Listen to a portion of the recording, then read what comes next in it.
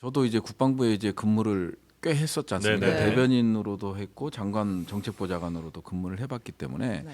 장관이 결정하고 결심한 사안에 대해서 바뀌는 경우는 음. 그때 당시만 하더라도 청와대예요. 아. 청와대에서 오다가 내려오지 않는 한은 바뀌지 않습니다. 네. 이게 약간 경직성인데 네. 그리고 이제 군의 어떤 수장이 본인이 결심한 거를 뒤집는다. 이건 있을 수 없는 일이거든요. 네네네. 그리고 이번 이종섭 결재건 그다음에 이첩 보류라는 게 이종섭 전 장관이 독단적으로 했다고 보기는 어렵고요. 네. 그냥 관례적으로 봤을 때는 대통령실에서의 오다가 있었던 게 아니냐 이렇게 그냥 경험적으로 봤을 땐 그런 추정을 해볼 수 있는 거죠.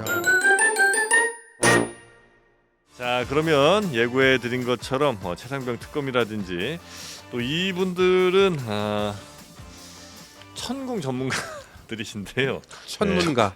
피고 소인 아니에요? 지금? 둘 다 위에 천공 증상이 생겼습니다. 바로 모시겠습니다. 김종대 전 의원님 어서 오시고요. 안녕하세요. 네, 그리고 더불어민주당 용인시 병 당선자입니다. 우리 부승찬 당선자 어서 오십시오. 안녕하십니까? 네, 부승찬입니다. 축하드립니다. 예. 예, 우리 죽다 살아나. 김종대 의원님 많이 부러우시죠? 뭐 다 해봤는데 뭐 예. 당선되고 나서도 아직 회복이 덜 된 것 같네요. 목소리나 예, 워낙 그 동안에 네네. 개고생 피똥을 쌌지 뭐. 솔직히. 근데 진짜 정말 예. 이런 표차로 승리하면 약간 잠도 안 올 것 같아요. 아니 그러니까 초저녁에 잠 좀 자게 해달라고. 네. 그게 왜 새벽 3시 반이 돼서야 6번 뒤집힌 끝에 그래요? 네. 6번 사람 애간장을 다 네. 녹여. 수명 단축이에요, 진짜. 851표 차로 승리를 하신 거죠. 전국 5위? 5등이에요. 네. 그 전국 1등 오예. 벌써 가셨겠어요. 이제 심장이 콩닥콩닥 뛰다가. 민주당 당선자 중에 득표율 차이는 여기가 가장 제일 낮아요. 그래요? 후보가 적어요. 가장 적습니다. 거기가 표수가 많군요. 용인병이 좀 지역구 크다 네. 보네요. 당선되면 느낌이 좀 어떻습니까? 뭐 아직 모르겠어요. 아직 모르겠고. 네. 그다음 뭐 이제 상당히 책임감, 네. 어깨가 무겁다. 네. 그리고 사실은 윤석열 정권 심판을 내걸고 나왔기 때문에요. 네. 어떻게 심판할 것인가? 근데 진짜 그 느낌이 있어요. 그러니까 저는 이제 당선되신 분들이 다 공통적으로 맨날 하시는 말씀이 국민들의 이 선택에 큰 책임감과 부담감 이런 걸 많이 느낀다는 말씀하시잖아요. 네. 근데 진짜 딱 당선 발표 날 때 정말 국민들의 이 무거운 말씀 무겁게 받아들여야지 이런 느낌이 안 들 것 같은데. 그게 아니라 네. 저 같은 경우는 이제 최수근 상병 사건 있죠, 그리고 있죠. 이제 그다음에 대통령실 이전과 예. 관련돼서 그 한복판에 있었기 때문에요. 예, 그런 것들이 완전한 책임감으로 와닿죠. 그러니까 본인의 또 당사자 시기. 예, 그리고 그렇죠, 또 그렇죠. 권력과 관련해서 예. 이제 천공과 관련된 사건도 있고 하다 보니까 이게 당선되고 나니까 더 불안한 거예요. 그렇죠. 네. 불안하세요? 예, 왜냐하면 이거를 어떻게 처리해야 될지 그리고 그냥 뭐 용기만 갖고 이젠 되는 게 아니지 않습니까? 책임감도. 예. 결과를 만드셔야 네네. 돼요. 결과를 만들어내야 되는 거니까 네. 다른 맞아요. 다른 당선인에 비해서는 상당한 압박감이 있죠. 좋습니다. 하여튼 최상병 요 얘기도 이제 특검 얘기도 해야 되는데 워낙 우리 부승찬 당선인께서는 그 전에 그 천궁 이슈로 그게 이제 가장 관심을 받았던 이슈잖아요. 네. 지금 살아오시면서 받았던 이슈 중에. 네. 근데 저는 약간 뭐 동질감 같은 게 좀 있는 게 왜요? 우리 공군 공군. 네, 공군 사관학교 네. 맞으시죠? 예, 예, 예. 제가 공군 병 503기입니다. 어디 근무하셨어요? 저요? 대전. 대전. 가운데. 편한 데 있었네. 장원대는 기관인데. 잠깐만 이건 약간 제가 좀 불쾌해서 군대가 편한 데가 어디 있습니까? 그리고 대전은요 공군 중에서는 그래도 비교적 전방에 속해요. 그렇지. 최전방은 공군 어디예요? 주로 수원, 후방에 대전 있으니까. 뭐 이런 데가 수원. 전방이에요. 괜히 동질감 느끼려다가 아니, 지금 무슨 말씀이십니까? 피해봤습니다. 하여튼 공군끼리 그리고 돕고 살아야지. 하여간 이 군대 얘기만 나오면 흥분하는 이 대한민국 남자들은 네. 정말 어디 가도 있어요. 어디 가도. 와, 그리고 솔직히 공군끼리는 서로 네. 편한 거 비밀로 지켜주는 맞아요, 게 이게 맞아요. 암묵적인 그게 또 합의 같은 게 합의죠. 있거든요. 그러니까 편한 거를 인정하시는 거잖아요. 또 복무 기간이 길어요. 편한데 서로 이거 지켜줘야죠. 농담이었습니다. 다 사람 상처 주고 나서는. 자, 하여튼 그래서 이제 천공 얘기만 짧게 좀 정리하고 넘어가시죠. 그러니까 이제 용산으로 대통령실 이전하는 데 있어서 그 뭐 저 공관이나 이런 데들은 이제 천공이란 분이 미리 보고 가서 이 자리 좋다 이제 이런 식으로 이제 대통령에게 뭔가 조언 같은 거 한 게 아니냐 이런 이제 의혹이 있었던 거죠. 그냥 저는 정확히 들은 얘기를 네. 일기에 기록해 책에? 놓은 거밖에는 죄라면 일기를 쓴 죄밖에는 없는 거죠. 일기를 들은 얘기를. 예. 예. 그리고 사실은 각군 총장들하고 소통을 계속하고 네. 뭐 그런 상태에서 총장님께는 결례가 되지만 네. 또 확인 작업을 했어요, 제가 나름. 네네네. 했죠. 그래서 확인 작업을 해서 네. 뭐 차량이 어떤 네, 뭐다 두 대가 뭐 왔다. 예. 검은색. 아니 두 대라고는 얘기를 안 안 했어요. 했어요? 예, 아. 그거는 이제 뉴스토마토인가 거기서 이제 거기서 별도 취재입니다. 취재를 한 거고 지금 차량이 한마디 한마디가 법적으로 나중에 네, 문제될 네. 수 있기 예, 때문에 예. 굉장히 저는, 조심스럽습니다. 그래서 그냥 카니발, 네. 검정색 카니발이었고 그 다음에 이제 뭐 그런 이런 얘기, 그 다음에 현 경호처장, 네. 그 다음에 윤한홍 음. 국회의원, 의원. 뭐 이런 분들이 이제 네. 같이 왔다. 뭐 이 얘기만 들어 어떻게 해야 되냐, 네. 대처를 어떻게 해야 되냐, 아. 이거 언론에 곧 나올 텐데. 네. 그래서 이제 업무의 연장선상에서 총장과 나눴던 얘기를 일기에 써놨던 거고요. 이제 네. 그 사건을 키우신 분이 바로 앞에 계신 그렇죠. 김종대 네. 아니 네. 키웠는데 그랬는데 그러니까 이런 면에서는 이제 공동체죠. 그렇죠. 네, 그랬는데 네. 한 팀이 요 한 팀. 사건을 간략하게 정리해드리면 네. 그 폭로가 있은 다음에 음.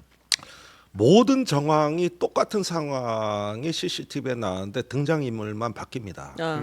천공에서 네. 백제공 백제공으로. 교수 네. 바뀝니다. 이건 이제 그런데 관저에 한정된 얘기고 네.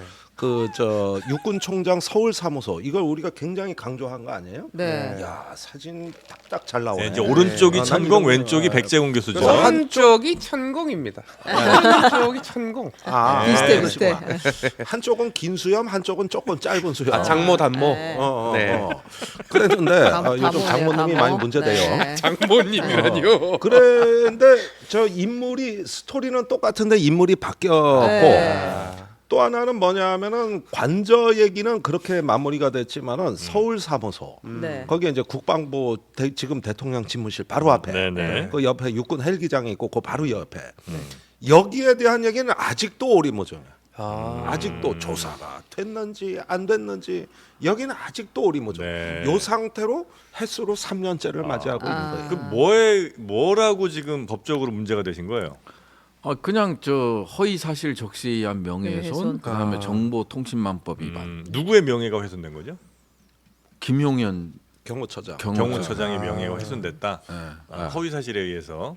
그건 저 아직 그러면 재판 진행 중인가요? 기소도 안 됐어요. 네. 아, 조사가 안 끝난 아, 거예요. 기소도 안 됐어요.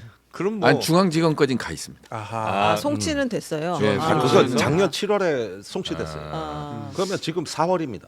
네. 저기 물경 9개월째 전화 네, 한 통 네. 없어요. 아하. 그러니까 아니 좀 수사 좀 하자 이거. 그리고 나는 맨날 주장이 네. 기소 좀 해주라. 아, 기소가 되면 그럼 재판에 백제공 가서 교수- 승부 보겠다. 재판으로 가겠다. 이러는데 그 얘기 수도 없이 뭐 매불쇼 같은 데 가서 많이 했는데 소식 없어요. 근데 기소가 되면 그러면 이제 거기에 있는 뭐 CCTV가 됐든 혹은 그때 뭐 이런 일이 있었다고 얘기해 주신 분들이 됐든 이런 분들이 다 증인으로 나와서 얘기를 해볼 수가 있는 거죠. 증거물이 다 보존되고 네. 우리가 열람을 해야지. 우리는 한테는 코빼기도 안 보여주고 네. 심지어 경찰청 내에서도 극소수만 봤다는 거예요. 그래서 수사가 오래 걸렸어요. 네. 여러 사람이 달라붙어서 봤으면 금방금방 될 걸. 도대체 그 안에 뭐가 담겨 있길래? 그래서 그 안에라고 하는 건 좀 지금 CCTV를 얘기하시는 CCTV, 거예요? 예, 그런 것들. 그다음에 천공도 부르고 경호처장도 오라 그러고. 이래서 좀 재판답게 좀 사법 과정을 좀 투명하고 네. 제대로 좀 안 되냐고 이거. 재판 받고 싶어서 막 마음을 그러니까 지금 부승찬 당선자는 그냥 그냥 조용히 넘어가면 좋은 것 같은데 조용히 왜 내가 저래 잘못 이러고 떴더라. 자꾸 문제를 키우시는 것 같은데. 아니요. 심리 그 조사 대변인처럼. 받는 과정에서 보면 네. 서울 사무소에 있는 모든 CCTV가 이제 확보 불가. 뭐든? 네, 서울 사무소에 CCTV들 아, 있잖아요. 그 안에 국방부 있는- 영내에 네네네. 있는 지금 네네. 대통령실. 네. 거기에는 뭐 합참 CCTV, 국방부 CCTV, 서울 육군사무소 CCTV들이 다 있는데 네. 이게 정부 확보가 불가능하고 폐기돼서 어디가 있는지 모르겠다고 하는. 핵심은 거기에 있는데 실질적으로 공간은 네네. 얼마나 많이 갔겠어요. 그 서울 경찰청에서도 인정하는 게 그거거든요. 워낙 많은 사람들이 다녀갔다. 네. 그래서 많은 사람들이 다녀갔다고 인정을 하는데 서울 사무소, 국방부 영내에 있는 네. 서울 사무소는 이런 것들을 확보 못하고 진술에 의존해서 조사를 했다. 아하. 이렇게 거기는 네네. 없군요. 천국 내진 백재공 교수가 이렇게 그 부지를 살펴본 거는 가장 큰 문제가 뭐라고 보세요? 만약에 봤다면. 아니 워낙 그 뭐 우리 부승찬 당선자가 잘 알고 있지만은 네. 워낙 그 비정상적으로 국가의 대사가 결정된 사안이고 네. 토론회 공청회 한 번 없이 네. 이 국가 대사가 결정됐기 때문에 네. 공식 의사결정 바깥에서 영향력이 있다면은 심각한 국정농단이 되는 것이겠죠. 네. 그런 면에서 네. 이거는 지금 1조 원이 넘어갈 걸로 예상이 되는 전체 이전 비용 같은 거. 예, 네. 전체 이전 비용이. 그리고 얼마나 많은 사람들이 고통을 겪었습니까? 그로 인한 불편함은 이루 말할 수도 없고. 심지어 저기 국방부의 그 직원들 어린이집까지도 거기 뭐 비서실 경호처 자녀들 어린이집 그거 뭐 와서 저기 그거 내놓으라고까지 한때에다가 또 신문에 나갈 것 같으니까 부랴부랴 취소한 애들까지 피해본 네. 사건인데 이게 대통령실 이게- 이전이요. 네. 그냥 뭐 그런 문제도 있지만 보면은 이태원 참사하고도 연결이 되고요. 이게 상당히 연결되는 게 많습니다. 지점들이 그다음에 무인기 네. 침투, 네. 북한 무인기 침투하고도 연결되고요. 이런 것들이 이제 대통령실 이전과 관련된 연관성이 있는 건데 네네. 전혀 이런 거에 대한 연결 고리들을 찾아내지 못하고 있고 그리고 아까 뭐 우리 저 김종대 의원님께서도 말씀하셨지만 이 대통령실 이전이라는 거는 국가 중요 정책 결정 사항이잖아요. 네네. 그러면 원래 이제 정상적으로는 국무회의에서 의결을 하죠. 그런데 이제 그 과정이 전혀 없었다는 거고 인수위도 공식 출범 전에 네. 그러니까 대통령이 당선된 3월 확정이 된 3월 10일 새벽부터 계산하더라도 저희 국방부에 통보한 게 3월 14일이었거든요. 네. 4일 만에 사일이네요. 그럼 네. 어떤 과정을 거쳤냐 이거예요. 그러니까 아까 말씀한 대로 헌법이 규정한 그런 공식적인 절차적 정당성을 확보했느냐 아니라고 보는 거거든요. 어떻게 네. 4일 만에 그 결정이 이루어지느냐. 그러면 그 의사 결정 체계는 뭐냐? 네. 그러다 보니까 이런 것들이 다 연결이 되는 거예요. 그러면 네. 헌법 위배되는 거고 인수위법 위배되는 거고 국가재정법 위배되는 거고 국방시설에 관한 법률 위반되는 거고 이런 것들이 전혀 결정 과정에서 전혀 지켜지지 않았다고 저는 추정을 하는 거예요. 네. 뭐 네. 확신 네네네. 예, 추정을 하는 거기 때문에 이 대통령실 이전이 또 이태원 참사 뭐 이런 국가 위기 상황으로 연결되고 네. 파급되는 거기 때문에 반드시 대통령실 이전은 국정조사와 특검으로 가야 된다. 최수근 상병 못지않은 네. 그런 네. 일대의 사건인데 네. 이제 언론이나 이런 주목도를 전혀 받지 못하고 있는 거죠. 이전 당시에는 엄청나게 주목을 받았었어요. 그때 이제 예산이 생각보다 너무 많이 들어가 있었고 뭐 영빈관에 뭐 890억 들어가 있다고 하나씩 밝혀지면서 기사가 굉장히 많이 됐는데 그 이후로 이걸 뭐 국정조사를 한다거나 이런 데까지는 가지 못했죠. 그때는. 못했습니다. 그래서 네. 민주당이 많은 비판을 받았던 사안이고 또 대응도 늦었었어요. 네네네. 그땐 주로 제가 나가서 싸울 텐데 네. 항상 인수위하고 저하고 나란히 기사가 나갔거든요. 아하. 근데 이런 부분에 대해 가지고 우리가 네. 뒤늦게라도 이제 부승찬 당선인이 네. 그 진상 규명을 표방했기 때문에 네. 예, 이 부분은 반드시 매듭을 지어야 된다. 그러던 터에 이제 더 급한 최상병 특검이라든가 맞습니다. 이제 그 얘기 이 한번 좀 국방 가보겠습니다. 현안이 네. 이제는 화급하고 중대한 현안이 돼버린 거예요. 네. 최상병 지금 이제 야권에서는 이거 특검 받아라. 그래서 이제 대통령을 만나는 자리에서 그러니까 이재명 대표와 대통령이 만나는 과정에서도 이 최상병 특검은 반드시 받으라고 하겠다는 게 이제 야당의 입장인 것 같습니다. 네. 그만큼 이제 야당은 굉장히 중요하게 이 사건을 아주 급하게 좀 보고 있는 것 같고요. 근데 이제 대통령실 혹은 여당에서는 일부 의원들이 좀 있긴 하나 이게 특검까지 갈 거냐. 지금 일단 수사 좀 지켜보자. 요 정도 입장인 것 같은데 요거는 맞죠, 우리 기자님?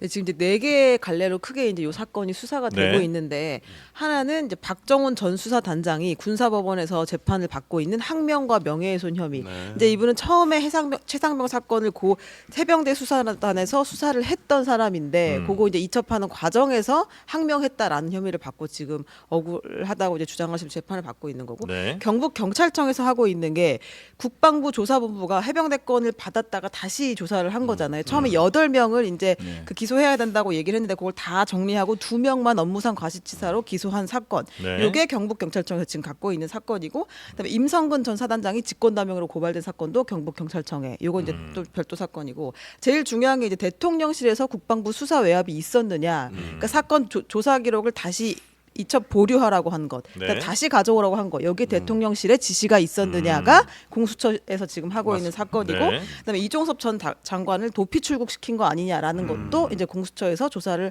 하고 네. 있는 사건인 그 거죠. 특검을 하게 되면 이 모든 걸 다 같이 하나요? 아닙니다. 핵심은 특검은 그건 네. 아닙니까? 공수처가 하고 있는 요 내용을 지금 민주당은 그러니까 경북경찰청에서 하고 있는 네. 과실치사에 대한 부분은 특검의 주요 대상이 아니고 이건 아니고. 주로 항명과 외압을 둘러싼 논란입니다. 그리고 직권남용에 관한 부분. 네. 이게 이제 특검의 주요 대상이니까 대통령실을 반드시 조사하겠다는 입장입니다. 근데 공수처 수사가 정상적으로 됐더라면 네. 지금쯤이면 대통령실을 압수수색했어야 됩니다. 지금 공수처에서 나오는 모든 자료가 모든 발신지가 대통령실이에요. 네. 그걸 고2. 공수처가 지금 하나둘씩 밝히고 있거든요. 네. 그러면 이종섭 대사 소환하고 그 다음에 명령을 이종섭 대사가 받았다면 명령을 한 임종덕 당시 안보실 2차장 또는 이시원 공직기강 네. 비서관 이 기록에 나오는 걸 조사를 해야 되는 거거든요. 네. 그러다 보면 대통령실에 상당히 많은 연루자들이 나오기 때문에 네. 과거에 중앙지검 같았으면 지금쯤 대통령실 압수수색했다. 근데 공수처는 못 하는 거예요? 그러니까 권부의 핵심으로 가지를 못하고 있어요. 그러니까 지금 계속 저는 주변 수사만 하고 있다고 보는 건데 네. 대표적으로 해병대 사령관실을 압수수색했습니다. 네. 그다음에 박진희 이종섭 장관 시절에 군사보좌관을 압수수색했습니다. 네. 그다음에 이제 주요 피의자 6명을 설정해놨고 네. 8명을 네네네. 설정해놨고 그다음에 이제 첫 소환 조사로 유재훈 국방부 법무관리관을 소환할 계획입니다. 네. 이렇게 보면은 공수처 수사가 나름 진행되고 좋은 유의미한 데이터를 내고 있는 건 사실이지만 네. 제가 보기엔 전부 주범이라기보다는 종범에 가까운 어떤 주변인들을 위주로 지금 가고 있다. 네. 단 본론은 아직 나올람 멀었다. 이게 본론은 아니다. 그 다음 위원님 순서가 생각하시는 본론은 추정하건대는 뭡니까? 대통령실입니다. 모든 문제 근원지자 발상지고 그 대통령실이 아마 수사에 대해서 외압을 직접 행사했을 것이다라고 추측하신다는 거죠? 예, 너무 많은 지금 통화 기록상으로 예. 거의 대통령실이 뭐 이 사건에 다 매달렸다고 해도 과언이 아닐 정도의 많은 통화 기록 네. 이런 것들이 쏟아져 나오고 있기 때문에 네. 지금은 이제는 그 문제의 핵심 중심으로 들어가야 된다. 아니 그럼 대통령실은 그만큼 그럼 이 최상병 사건에 대해서 이 정권이 위협당할 만큼 굉장히 위험한 사건이라고 생각을 했다는 거예요? 그 정도가 돼야 계속해서 일일이 다 전화해서 이건 아니고 이건 이렇게 해야 된다. 뭐 이런 걸- 그것은 네. 그때는 위협이 아니라 네. 대통령의 경로로부터 경 그러니까 그 경로는 왜 한 것이냐. 화를 네. 너무 내니까 대통령실이 막 엄청 반응을 했다. 이게 네. 지금 우리가 이제 제기하는 의혹이고 물론 아직은 의혹입니다. 네. 네. 그러나 대통령의 경로로부터 그 심기 경호를 위해 모든 참모가 비상이 걸려 있는. 심지어 휴가가 있던 임종덕 2차장까지 막 해병대에 전화해야 되는 거 보면 네. 얼마나 급했으면, 얼마나 이게 화급했으면. 네. 그거는 대통령을 일단은 네. 심기 경호하기 위함이었다 이렇게 보는 거죠. 통상적으로 네. 장관이 뭐 결재한 거를 번복할 수 있다 이렇게 하지만 네. 그냥 저도 이제 국방부에 이제 근무를 꽤 했었지 않습니까? 네네. 대변인으로도 했고 장관 정책보좌관으로도 근무를 해봤기 때문에 네. 장관이 결정하고 결심한 사안에 대해서 바뀌는 경우는 음. 그때 당시만 하더라도 청와대예요. 아. 청와대에서 오다가 내려오지 않는 한은 바뀌지 않습니다. 네. 이게 약간 경직성인데 네. 그리고 이제 군의 어떤 수장이 본인이 결심한 거를 뒤집는다. 이건 있을 수 없는 일이거든요. 네네네. 그리고 이번 이종섭 결재건 그다음에 이첩 보류라는 게 이종섭 전 장관이 독단적으로 했다고 보기는 어렵고요. 네. 그냥 관례적으로 봤을 때는 대통령실에서의 오다가 있었던 게 아니냐 이렇게 그냥 경험적으로 봤을 땐 그런 추정을 해볼 수 있는 거죠. 네네네. 그 이첩 보류 지시에 어쨌든 그 라인 중에 있었던 유재원 법무관리관이 지금까지는 부인을 했었잖아요. 계속 그런 지시를 받은 적이 없고 나도 그렇게 얘기한 적이 없다라고 얘기를 했었는데 지금 어제 보도 나온 걸 보면 뭐 이시원 공직기강 비서관이랑 통화가 있었고 그다음 임종득 2차장이랑 통화가 있었고 뭐 임성근 해병대 1사단장 계속 이제 서로 통화들을 계속 해왔다는 거 아니에요. 8월 2일 그 시점에 그거는 네. 순서대로 정리해 주자면은 17일 날 중요한 사건이 터집니다. 네. 지난주죠. 그 이종섭 전 대사가 공수처에 보내는 의견서를 공개했는데 네네네. 여기에서 이첩 보류 지시는 내가 한 지시한 게 아니다라는 네. 이 주장이 최초로 나온 거예요. 네. 네. 사실은 우리는 그럴 거라고 봤어요. 그 윗선일 거라고 봤는데 네. 본인 입으로 나 해외 우즈베키스탄 출장 갔다 오니까 네. 사건 기록을 이첩했다는 했더라고. 거야. 네. 사후 보고 받. 네. 내가 한 게 아니다. 내가 한 게 아니다. 네. 근데 이게 굉장히 의미 있는 발언으로 언론에 무게 있게 취급이 됐어요. 네. 그리고 나서 네. 불과 며칠 후에 공수처가 사건 기록 이첩을 국방부 검찰단이 사건 기록을 회수해 오도록 지침을 내린 중간다리 네. 유재훈 법무관리관이 있고 이 유재훈 법무관리관은 이시원 공직기강 비서관의 전화를 받자마자 네. 이제 검찰단에 지시를 해서 사건 기록을 회수했다. 이렇게 정황적인 내용을 공수처에서 언론에 내버린 거죠. 네. 그러면은 여기서 이제 그림이 다 그려지는데 그 작년에 공개된 올해 초로 기억하는데 네. 정확한 시점 모르겠습니다. 그 또 하나의 중요한 보도가 그때 그 사건이 이첩될 때 회수해 오도록 막 압력이 내려올 당시에 공직기강 비서실에 경찰에서 파견 나가 있던 박모 경정이 네. 국가수사본부에 전화를 했다. 아, 네네. 그리고 그 국가수사본부가 경북 경찰청에 전화를 했다. 네. 그러니까 한쪽에 수사본부는 어디 소속이에요? 경찰청입니다. 경찰청 소속이에요. 예. 예. 그러면은 그 한쪽 라인은 뭐냐면은 경북 경찰청에다가 야, 그 국방부에서 사건 회수하러 올 거니까 네. 이거 자료 줘. 접수하지 말고 내줘. 네. 그리고 한쪽 라인은 국방부에 전화해서 지금 가서 회수하세요. 이게 동시에 비서관하고 행정관이 다 한 일이에요. 하루에. 하루에. 그러면은 장관을 허수아비 만들고 해외 네. 출장 가 있으니까 이 사람은 영문을 모르고 공직기강 비서실이 국방부 법무와 검찰 조직을 자기 수족 부리듯 통제한 거 아니냐. 그리고 여기에서 끝나는 게 아니에요. 더 중요한 다음 과정이 나와요. 네. 사건 기록을 회수한 다음에 박정훈 대령에 대한 구속영장이 신청이 됩니다. 아. 이건미주.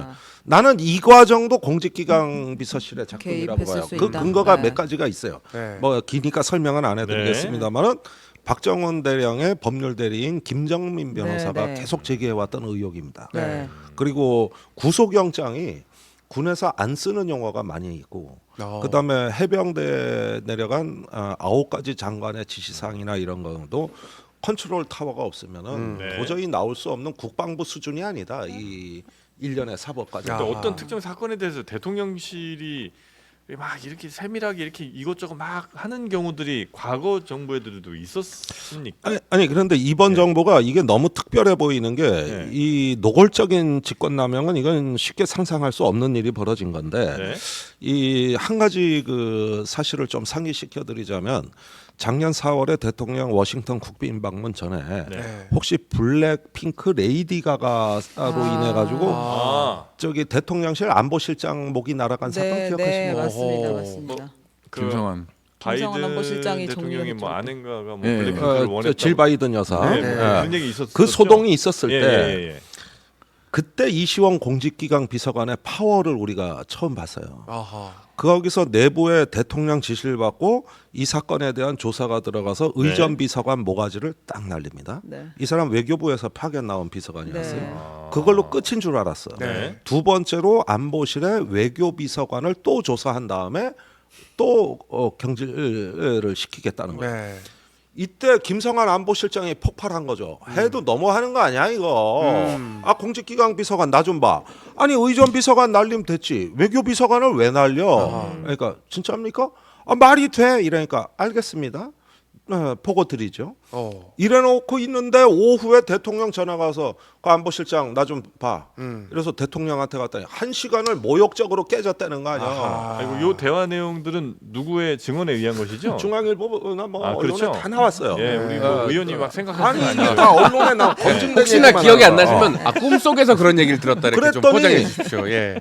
어이가 없는 그 황당한 모욕적 질책을 당하니까 네. 그럼 제가 물러나겠습니다. 김성환. 아. 이래서 김성환 안보실장이 그 중요한 워싱턴 국빈 방문을 앞두고 예. 그만 나왔어. 뒀잖아요. 그래서. 네. 그러면은 여기서 공직기강 비서관이 네. 이시원 비서관이 저기 뭐야 항의하는 자기 위에 그것도 2단계 위에 장관급 실장한테 그래요? 대통령한테 보고 드릴게요.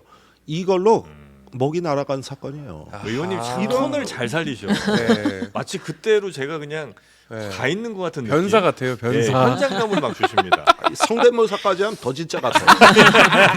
앞에다 저기서 할 거요. 전화기가 있는 것 같은 느낌이에요. 막. 아 그래요? 뭐 이렇게 하는 거. 그 보고. 정도로. 보세요. 아니 그러면 저기 공직기강 비서관이 뭐 국방부에 이럴 수 있냐? 네. 네. 뭐 검찰단을 이럴 수 있냐? 네, 뭐 네. 말은 하시지만 네. 지금까지 우리가 봤던 현실이 뭡니까? 네. 저분은 대통령의 군기반장이에요. 네. 아. 공직기강 비서관은 네. 그래서 단순히 사건 기록 회수에 그친 게 아니라 네. 이 전 과정에 개입했어요. 제가 알기로는 그래요. 아. 통상적으로 네네. 이 대통령실에서 이제 그 비서관이 직접 뭐 법무관리관한테 전화 오는 경우는 없어요. 행정관이 전화를 하거나 뭐 그렇겠죠. 통상적으로는 네네네네. 이러는데 공직비서관이 공직기강 비서관이 직접 나선 이유는 네. 그만큼 대통령실에서 면밀히 이걸 보고 있다. 이런 것들 또 이미지를 네네네. 주는 거거든요. 네.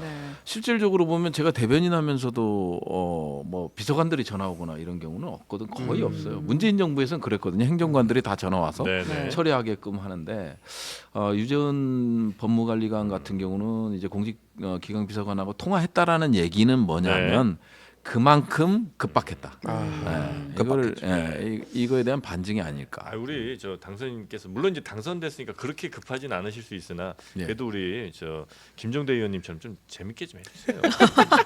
톤 좀 이렇게 살려주시고. 아, 나 지금 이거 동접자 어떻게 되는 거야? 11,000쯤 됩니다. 아 그래요? 네. 제가 한 2번만 나와서 네. 네. 더블링. 네. 이만 만든다고요? 우리가 이제 김종대 아니, 더 의원 왜냐 이 사건은 이만 가요. 더 소설보다도 더 재밌어요? 재미라 그러면 안 되고 아, 소설 더 같다. 그렇죠. 상상 긴박하게 흘러가요.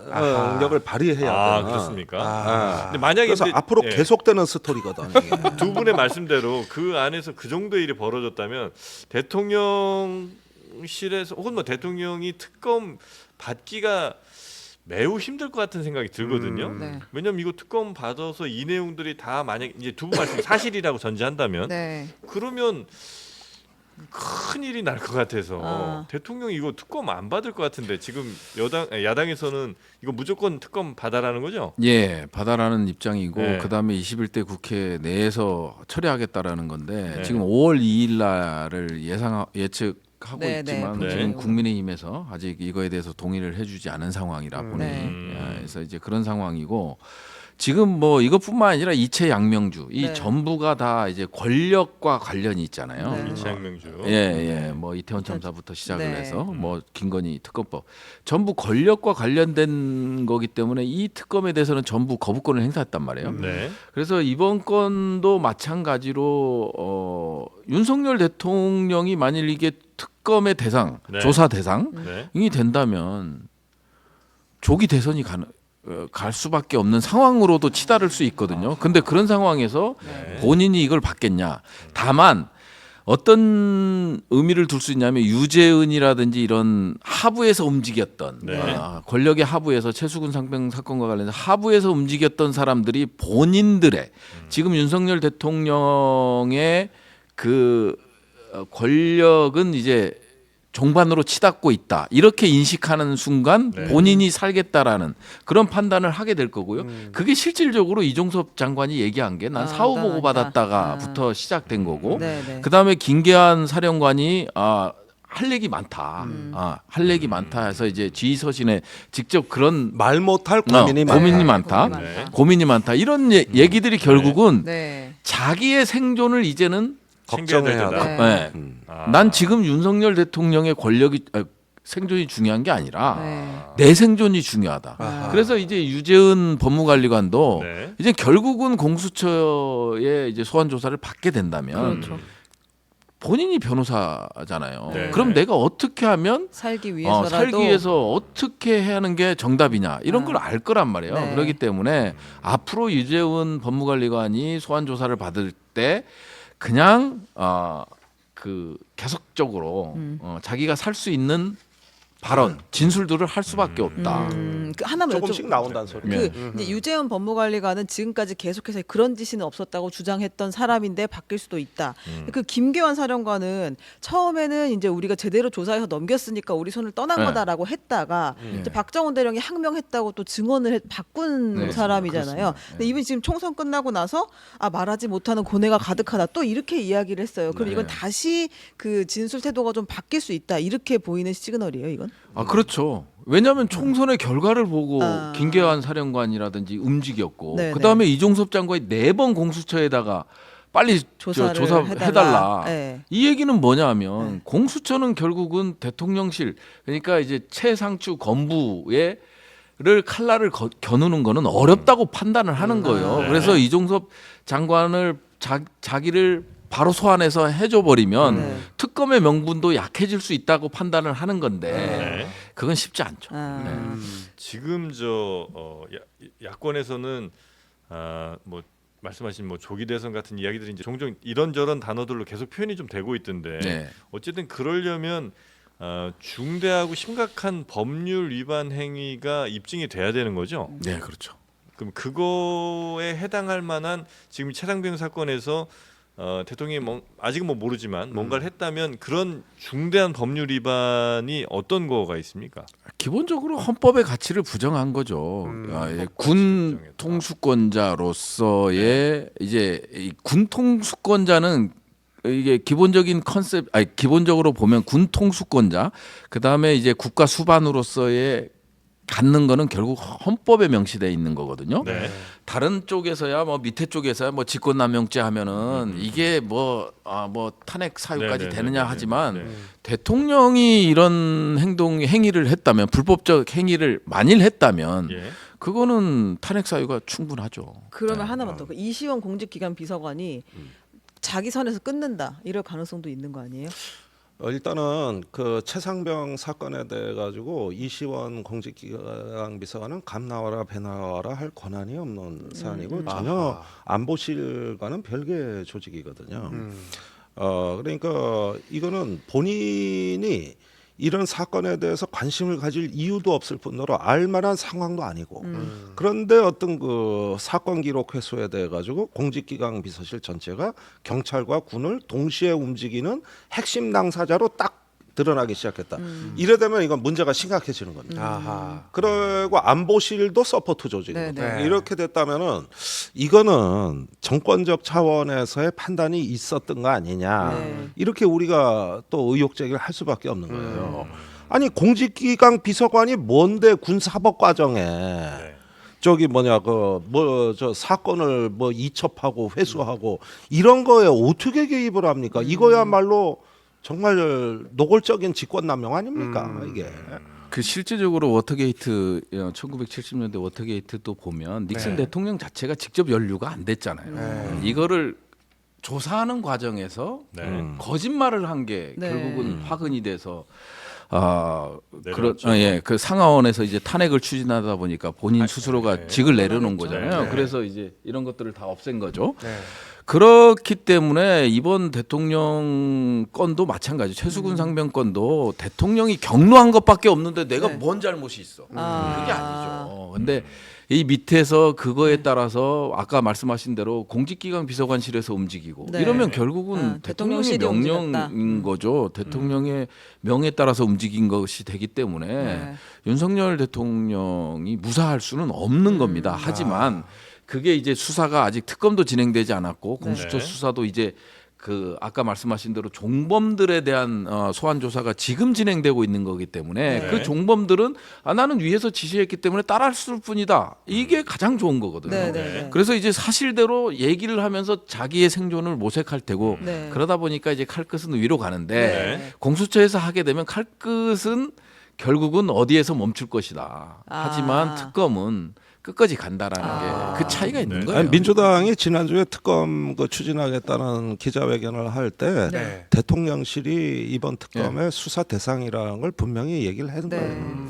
그러니까 1차로 네. 대통령실 수사 들어갈 수밖에 없어요. 네. 특검은 그걸 위한 특검이다. 네. 이래서 이제 이 내용은 분명히 했으니까 변함이 없죠. 전략적으로 보면 이제 5월 2일인가요? 예. 그때 이제 추진하실 거죠? 날짜는 정확치가 않은 정확- 것 아, 같아요. 그건 정확하지 않습니까? 하여튼 네. 5월 초에 네. 일단 21대 본회의가 국회 내에서 잡히면 먼저 그거는 상정되게 돼 추진하시죠. 네. 상정하고 근데 이제 대통령이 제2요건을 만약에 행사를 하면 네. 다시 내려옵니다. 예. 그럼 다시 이제 표결을 해야 되잖아요. 네. 그때 현 여당 의원들을 일부 설득을 해야 가능한 거죠. 예, 그러니까 지금 현재 일단은 7에서 8표가 추가 이탈표가 필요합니다. 네. 아하. 네. 예, 그랬는데 여기서 한 가지 문제가 생긴 게 뭐냐면 네. 16일 날 대통령 담화가 그 국무회의 모두 발언이 발표되고 나서 네. 그 시간부로 지금까지 국민의힘에서 그동안 특검에 찬성한다는 의사 표시를 했던 의원들이 하나둘 사라지기 네, 시작해서 네, 네. 지금 이 분위기가 순간에 바뀌었죠. 한 명도 남아 있질 않아요. 네. 아, 한 저는 뭐 공천에 배제되거나 네. 뭐 이런 의원들 있잖아요. 네. 뭐 이제 뭐 국회의원도 안 할 거고 윤석열 대통령 눈치도 안 봐도 되고 한 사람들이 네. 결국은 신념에 다시 따라서 손을 투표를 들어줄 한번 것이다. 해줄 수 있지 않을까? 그럴 수도 있는 거죠. 가능성이. 네, 가능성은 저는 전혀 네. 없다고 보지는 그분들은 않아요. 그러니까 출석을 안 하지 다행인 건 않을까요? 뭐냐면은 이 재의결에 대한 표결이 무기명 투표예요. 아하. 그러니까 가능하다. 이탈표를 기대할 만한 거죠. 아하. 그런데 지금 그 총선 패배 이후에 그렇게 기세 좋게 네. 조경태 최고위원 같은 경우는 여당이 선제적으로 진상규명 더 해야 된다. 조경태. 이렇게 예. 네. 그랬던 그 네네. 의원들부터가 입장을 조용하죠. 바꿨습니다. 네, 네. 아니 조용한 게 아니라 바꿨어요? 입장을 바꿨어요. 아, 그래요? 저기 신문이 잘못 아니라. 알려졌대. 네. 자기가 그래가지고 웃기는 일이에요. 불과 며칠 만에 다 바뀌어요. 네. 이게 그렇지? 108석 의석은 참패가 아니다.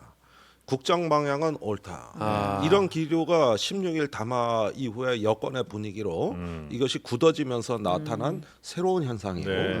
그다음에 마땅히 특검에 찬성했을 것으로 여겨지는 네. 아직 의원은 아니지만 김재섭 도봉구 당선자, 네. 김용태 최고위원 같은 개혁적 인물조차도 공수처 수사로 가야 된다. 아하. 특검은 아니다. 이 말을 하기 시작했고 네. 같은 날 그게 17일 날입니다. 담화 이튿날 네. 이종섭 전 대사가 특검 반대 입장을 정치적 발언을 이제 시작됐고 다 일시에 네. 하루에 다 뒤집혔어요. 아. 거기에다가 지금 국민의힘을 통제하고 그 기강을 잡는데 가장 적임자가 네. 대통령 비서실장으로 임명됐습니다. 아하. 이런 부분들이 다 같이 가는 흐름들인데 네. 다만 지난주 금요일에 대통령 지지율이 23%그 갤럽 조사가 나온 네. 뒤로는 네. 다시 한풀 꺾여 있긴 해. 아. 그러나 내부적으로는 굉장히 이 최상병 특검은 네. 이 정권의 모든 역량을 동원해서 총동원해서 막겠다는. 그럼 나름 이런 진영은 여당은 돼 내부 있는 통제가 거죠. 되고 있네요. 일단 숫자는 적어졌을지언정 예. 그래도 현 의원 숫자 그리고 22대 국회 당선자들 해서 하여튼 현재 당 내부에서의 어떤 컨트롤은 잘 되고 있는 상황 같이 그러니까 보이거든요. 대통령실과 저 국민의힘이 이 특검 반대 농성장 같아 분위기가. 그럼 그거를 이제 어. 넘어서기 위한 뭔가가 있어야 될 거 아니에요. 야권은. 아니 뭐 어찌 됐든 저는 개인적으로는 이 총선에서 이제 민의를 확인했고 했기 네. 때문에 국민의힘도 본회의에서 최수근 상병 특검법을 처리할 것이다. 네. 처리하면 이제 당연히 대통령실에서는 거부권을 행사할 텐데 네. 그게 이제 거부권 행사하면 이제 5월 말이죠. 5월 말에 이제 재의결을 하게 된다면 저는 희망적이라고 봐요. 그리고 지금 기존에 당선되신 분들이야 네. 자기 목숨을 부지하기 위해서 뭐 반대표를 던질 수 있지만 네. 아니 의원직 이제 마지막인데 마지막으로 의미 있게 하고 가자 이런 네. 사람들은 결국 찬성을 던져서 아니, 3분의 2가 그런데 그 당이 그렇게 정상적 당이 아니요. 내가 겪어봤는데 네. 그거는 상식과 합리성의 얘기를 하시는 건데 네. 그 당이 그렇게 상식적이고 합리적인 당이냐 이 부분에 있는데 네. 만약에 넘어오기 시작한 법물 터지듯 넘어와요 사실. 아하. 우리 8명만 넘어와 이러면 됐는데 18명이 막 넘어오는 거야. 네. 막 20명이. 그런 일이 박근혜 대통령 때 있었던 거야. 네, 아하. 네, 네. 그 탄핵 때 네. 이게 표결이 불투명할 때 60명이 넘어와 버려가지고 네. 너무 많이 넘어와 또 너무 적당히 좀 넘어오지. 아니 또 그럴 수도 있잖아요. 234 명. 마지막인데 네. 내가 야 본회의 참석해서 뭐 하냐. 그렇죠. 안 그냥 나올 수도 안 있어요. 나올 수 있으면 그러면 정족수가 민주당은 뭐 줄어들기 민주당이나 때문에. 야당은 그럼 재적 의원이 주니까. 그러니까 아. 그러면은 그 그럴 방법도 그럴 가능성이 있는데. 있어요. 아니 그런데 그거는 무기명이 아니라 안 나오면 이름이 밝혀지기 때문에. 아니 뭐 그건 어때요 뭐 어차피. 아니 그러니까 아니 그런데 하나만 그 아무도 없다고 말씀하시니까 지금 안철수 의원은 계속해서 최상병 특검 해야 된다라고 얘기를 해야 지금까지- 됩니다. 아, 반드시 해야 된다 이렇게 생각합니다. 그래서 이제 요런 거 계속 해야 품위 있는 국가가 되는 길이다라고 얘기를 했으니까 그럼요. 잘 한번 손 좀 잡아보시고. 아니 그 얘기를 언제 했느냐. 22일. 22일. 그 아주 네. 최근 아닙니까 이쯤이면. 이분은 왜 이러는 네. 겁니까? 혹시 아무도 이분은 설득하지 않았던 건 아닐까요? 눈치가 없으셔. 당 대표 물망에 본인 이름이 빠졌거든요. 그런가 아하. 보다. 전당대회 유력 후보군. 아 그래도 좀 진정성을 내가 왜 인정해 빠져? 주시네. 그래서 이분도 처음에 특검 찬성 네네. 발언을 12일 날 했어요. 아하. 그게 개표 이튿날입니다. 네. 그때 방송에 MBC인가 어디 나와가지고 하신 거예요. 네. 그 뒤에 이제 16일 날 담화가 나오고 입 이렇게 어허. 하고 한동안 아무 말도 안 했어. 아, 그러다가 최근에 조기 전당대회 얘기가 나온 거예요. 네. 그러니까 열흘 만에 첫 발언이 나온 거예요. 아, 다시 입이 열렸군요. 그러니까 네. 요 발언도 그 강도와 무게를 우리가 저울에 달아봐야 돼. 12일보단 못하다니까. 아, 근데 이제 본회의 날짜가 아직 안 잡힌 상태이기 때문에 5월 본회의가 어떻게 되는지도 사실 중요한 이슈이긴 하죠. 왜냐하면 대통령이 거부권을 만약에 행사한다고 하면 그 다음 회의에서 이거를 다시 표결을 해야 되는데 5월 말에 없이 갈 수도 있을 것 같아요. 지금 그 상황을 보면. 시기도 그렇죠. 중요합니다. 그러니까 그래서 빨리 예. 최대한 빨리 해서 5월 2일 날 하고 그다음 5월 29일 뭐 이거를 생각했던 게 아닐까요? 네. 근데 만약에 이제 이재명 대표와 저 대통령이 이제 만나서 어쨌든 뭔가를 서로 주고 받을 거 아닙니까? 그럼 지금 말씀 들어보면 윤 대통령이 가장 받고 싶은 건 최상병 특검을 어떻게든 특검 아닌 쪽으로 가는 거 정도를 이제 가장 바랄 것 같은데. 공수처 수사 정도로 끝낸다. 근데 이재명 대표가 뭐 물론 실무회의 이제 했기 때문에 어떤 내용들이 될지 모르겠지만 네. 이재명 대표께서 딜은 안 할 걸로 보여져요. 아, 그래요? 예, 네. 딜은 절대 안 하죠. 이거는 딜 대상이 네, 아니죠. 딜 대상이 아, 아니기 그렇습니까? 때문에. 예. 아니 통보예요, 이거 그러니까 합니다, 이렇게. 지금 윤 대통령이 이 문제가 있는 거예요. 이건 야당이 이제 하나의 어떤 원칙으로 제시하는 거고, 네. 일단 영수회담, 네. 두 번째는 재의결 때 이탈표. 지금 이 두 개가 변수예요. 이 이 최상병 사건의 네, 향방을 네, 가면 두 개가 변수인데. 네. 일단은 지금은 영수회담에 대해 가지고 우리가 너무 낙관하면 안 됩니다. 무슨 얘기냐면은 계속 의제 조율 중이라 그래요. 네. 아니 의제 조율하는 영수회담이 어디 있습니까? 맞아요. 내가 국회에서 원내대변인 할 때 네. 문재인 정부 때 5번 청와대 갔습니다. 네. 그 5당 대표 네, 회담 네. 이거 네, 이제 네. 하고 하부인문도 만들러 가고 그랬는데 아니 하고 싶은 얘기 있으면 무슨 얘기든 기탄 없이 하세요. 오늘은 제가 들을게요. 일하지. 무슨 영수회담에 이 말은 해선되고 이 말은 해서는 안 된다?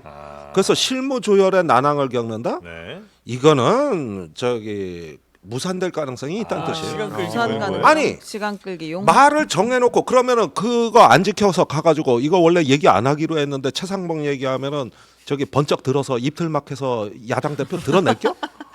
거기서도 입틀막 벌어지는겨? 그럴 수. 말이 안 되잖아. 네. 저기 무엇이 법에 있어 아니면 무슨 뭐 네, 게 있어 네. 이런 얘기를 얘기 하면 다 하지 할 수 있는 말라고 거지. 할 수 있는 거지. 네. 아니, 되게 독특하긴 해요. 약간 정상회담 하듯이 지금 영수회담을 준비하는 것처럼 보이긴 남의 나라도 하거든요. 아닌데. 아니 이게 남북 정상회담이요? 그러니까 보통은 무슨 이제 의제를 조절하냐고. 영수회담을 한다고 하면 이제 하나를 아니, 딱 가지고 그거 있죠. 저 하는데, 네. 확실히 네. 윤석열 특이하긴 대통령은 하죠. 이재명 대표의 겁을 먹었어요. 아, 그래요? 그냥 대선 토론 때도 그렇고 딱 알겠습니다. 느낌이 네. 완전 기선을 제압당해서 네. 여기서 이제 의제를 조율하고 정상회담급으로 조율해라. 그래서 의제가 아닌 거는 빼라다. 뭐 이런 지시가 네, 있었겠죠. 네. 겁을 먹었다는 건 출연자 개인의 의견이니까 네. 자막 좀 넣어주시고요. 아니, 마지막으로 이럴 때. 두 분 가셔야 되니까 하나만 여쭤볼게요. 그 김건희 여사가 어쨌든 한 4개월 반 만에 비공식 비공개 공식 일정을 하셨어요. 네. 언제 나오시나요, 김건희 여사는? 아 그거는 네. 그 남의 집 속사정에 이런 걸 갖고 너무 네. 안심을 그만 궁금해할까요? 갖거나 네네.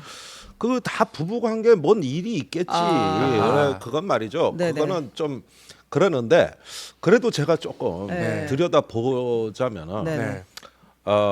지금 김건희 여사가 네. 무언가 이 저기 본인한테서 점점 증가하는 사법 리스크와 네. 이번에 어머니가 가석방 대상에 네. 아, 네. 빠진 제가 됐죠. 네. 거에서 아유 장모님 그러니까 참 할 말이 없어. 다음 달을 기다리세요. 그러면은 내가 생각하기에는 참 지금 상황이라는 거는 김건희 여사로서는 이렇게 나와가지고 뭐 어떤 그 뭐 저기 웃으면서 외국 사절 맞이하고 뭐 이럴 심기 상황은 난 아니라고 봐. 지금 그럴 만한 상황도 아니고 네. 또 총선에 대해서도 뭐 그러는데 내가 한 가지 여기서 단독 기사는 드릴게. 네. 지난주에 그 불안하다. 지난주에 네. 홍준표 대구시장하고 네. 윤석열 대통령이 만났다는 그때, 게 언론에 네네. 회자가 돼 예, 있어요. 예. 만났죠. 근데 대구 쪽의 언론을 제가 취재해 보니까 네. 한 가지 얘기가 더 있더라고. 뭡니까? 그 만남이 부부 동반 만남이에요. 김건희 여사가 같이 거기 있었다. 그래서 이건 내가 시장도. 대구 쪽 영남 언론을 다 취재한 거예요. 네. 이거는 저 홍준표 시장이 그 믿는 기자들한테 좀 팁 하나 더 준 거예요. 홍준표, 이순삼, 윤석열, 김건희 이 두 분이 만나셨다고요. 네 분이. 이 네 분이. 예, 그렇게 알려졌다. 아하. 그래서 물론 이거 나 팩트에는 나 책임 안 져. 그거는 JTBC가 아니 뭐 취재가 됐다면서요. 아니, 우리가 왜 줘요? 그런 것으로 알려져. 자막 넣어. 제자 자막 감사합니다. 자막 넣으라고. 살았습니다. 네. 그래서 자막 넣어. 만났다는 게 어떻게 의견이야? 그런가? 개인 취재 결과인데. 네. 그래서 했는데 네. 그 뒤로 한동훈 위원장 저격이 계속되고 있어요. 아하. 난 그날 4시간의 분위기가 그거였다고 봐요. 네. 자막 또 넣어. 자막. 그러니까 김건희 여사는 좋아요. 살아있다. 김건희 여사는 절대 죽지 않았다는 겁니다. 제 얘기는. 라이브. 그 만약에 그렇게 만났고 그 뒤로 완전히 바뀐 이 톤을 생각한다면 충분히 그런 그렇게 톤을 바꾸게 한 사람이 거기에 네. 또 우리 있었다. 의원님 네. 스스로는 합리적인 추론이라고 생각하실 네. 법하시겠네요. 저는 뭐 동의하진 않습니다. 다음번에 나오실 때는 그거를 밑에 그냥 달고 나오세요. 여기다 네. 개인의 의견이에요. 자막을. 알아드릴게요. 네. 일일이 내가 고생해. 네.